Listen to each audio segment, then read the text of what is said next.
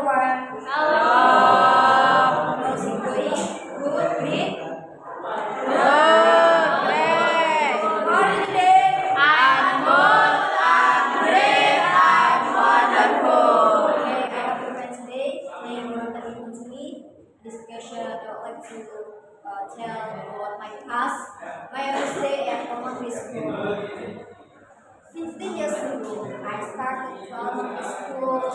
I was very nervous, confused, and because I didn't know anyone there, in the morning, my mom took me to school and said, "Don't worry, you will have new friends." When I entered the classroom, teacher smiled at me and said, "Don't sit down." Her name was Miss Ayu. She was very kind, beautiful, helpful, humble, and so sweet. Then she asked everyone to introduce themselves. I said, "Hello, my name is Lisa."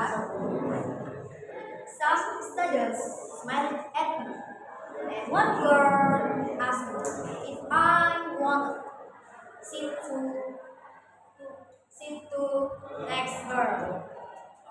During the time, we played together and talked about our family games. And I started to feel happy and comfortable. At the day, at the end of the day, I told my mom that class was fun.